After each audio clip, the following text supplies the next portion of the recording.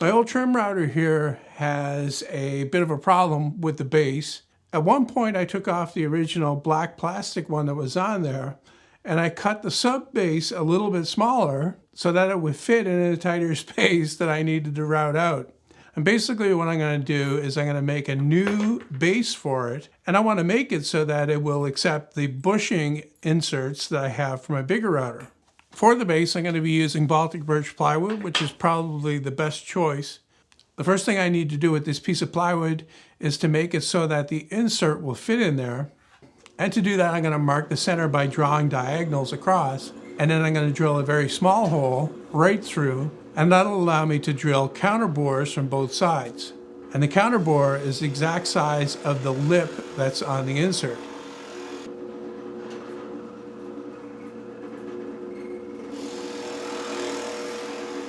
Now I also need a hole that goes all the way through, but that's smaller, and I don't have that exact drill bit size, so what I'm going to do is I'm going to drill it out to 1 inch, and then finish sizing it on my spindle sander until the insert fits through.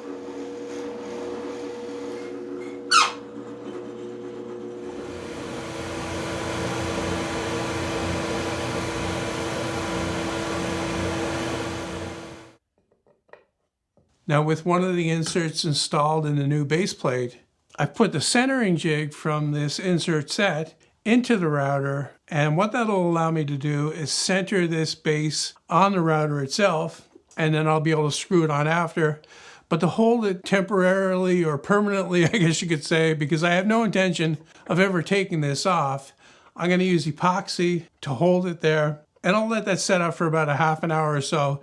And then what I can do is I can drill out the holes for the mounting bolts. And to do that, I took the plastic base right off the router. And since these are very close to the body of the thing, I had to rig up a kind of a drill bit extension here. And this is why it's handy to have some of these hex drive drill bits on hand, because they'll fit right inside the hex drive bit holder. And you can extend it any number of times by using a bunch of these if you have to.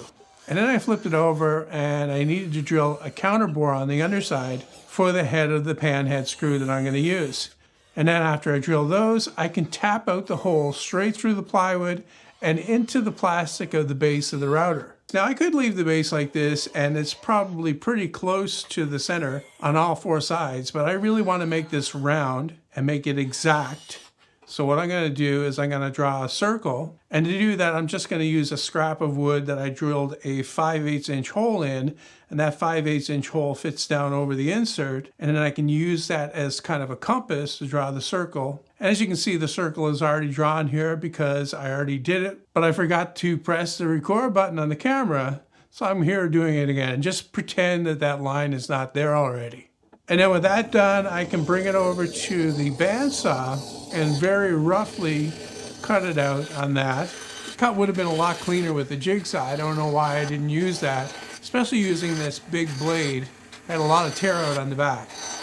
And now I'm going to bring it over to my disc sander, where I've got a piece of plywood with another 5/8 inch hole in there, and I put the insert back in the base of the router to fit into that hole, and I'll be able to shape the base into a perfect circle using this jig.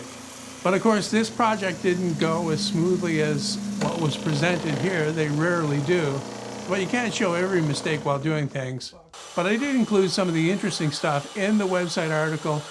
If you want to see that and a bit more detail on the project itself, there's a link in the video description.